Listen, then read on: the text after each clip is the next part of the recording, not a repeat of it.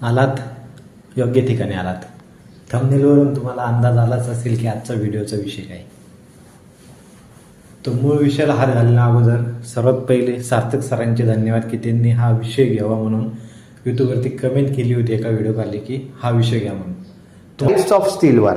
आता आपण types of steel reinforcement बार बघू। पहिला टाइप आहे आइल्ड स्टील बार, दुसरा टाइप आहे सीटीडी बार। सीटीडी बार म्हणजे cold twisted deform bars.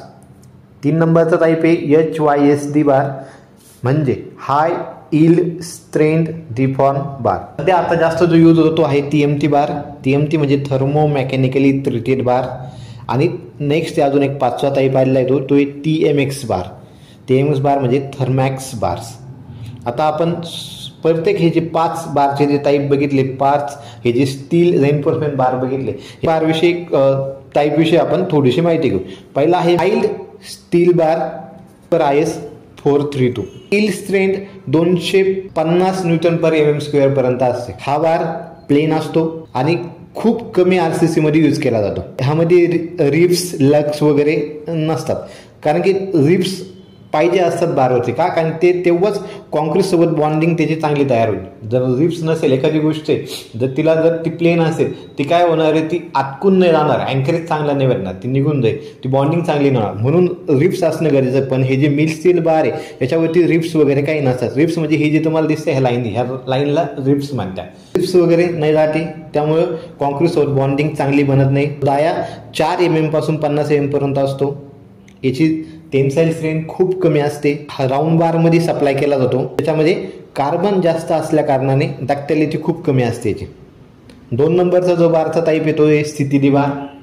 CTD बार म्हणजे कोल्ड ट्विस्टेड डिफॉर्म बार। नंबरचा आपण ऑप्शन बघितला माइल्ड स्टील बार।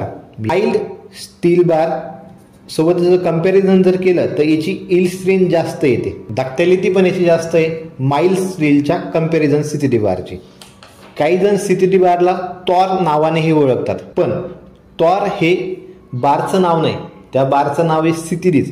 टॉर हे काय ब्रँडचं नाव आहे, ब्रँड। पण आता त्यांची त्या काळात एवढी मार्केटिंग झाली किंवा ते एवढं फेमस झालं की ते सीटीडी बारला टॉर नावानेच ओळखलं जातं। जसे की कोलगेट आहे, अजूनही ऐकायला भेटतं एक पेप्सिडनचं कोलगेट द्या। पेप्सिडन आणि कोलगेट हे दोन्ही टूथपेस्टचेच ब्रँड आहेत, पण कोलगेटची मार्केटिंग असेल किंवा त्यांनी काही तेव्हा स्ट्रॅटेजी वापरल्या असेल, त्यामुळे ते एवढं फेमस होऊन गेले की आज ते मागताना डिरेक्टली कोलगेट द्या। 3 नंबरचा बारचा टाइप येतो आहे HYSD बार, हाय यील्ड स्ट्रेंथ डिफॉर्म बार। हा पाठीमागच्या 10-15 वर्षापूर्वी खूप जास्त वापरला जातो, अजूनही खूप वापरला जातो, अजूनही खूप वापरतात। HYSD हा हीटच्या थ्रू प्रोसेस केला जातो आणि सीटीडी बार आहे जो आपण आता वरती बघितला सीटीडी बार, तो कोलच्या थ्रू प्रोसेस केला जातो। हिटिंग प्रोसेसमुळे हा ट्विस्ट केला जातो, त्याच्यामुळे याच्यामध्ये रिब्स तयार होतात। माइल्ड स्टील पेक्षा याची डक्टिलिटी चांगली आहे, पण TMT पेक्षा याची डक्टिलिटी कमी आहे। माइल्ड स्टील पेक्षा हा चांगला टाईपचा बार आहे, चांगल्या टाईपचा टाईप आहे। माइल्ड स्टील टाईप पेक्षा हा HYSD चांगल्या टाईपचा, याची डक्टिलिटी चांगली आहे, याची टेन्साईल स्ट्रेंथ पण चांगली, पण ॲज कम्पेअर टू TMT याची डक्टिलिटी पण कमी आहे आणि टेन्साईल स्ट्रेंथ पण कमी आहे TMT पेक्षा।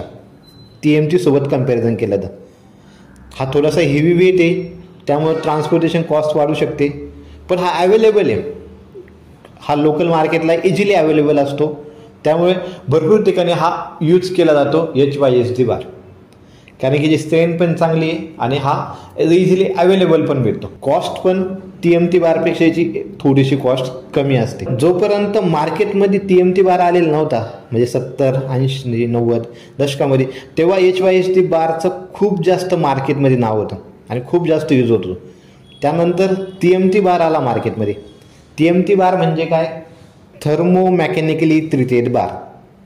याची यील्ड स्ट्रेंथ सगळ्यात जास्त असते, टेन्साईल स्ट्रेंथ सर्वात जास्त असते, त्यामुळं अर्थक्वेक रेजिस्टन्सचं काम करतो, भूकंप वगैरे रेजिस्ट करण्याचं काम।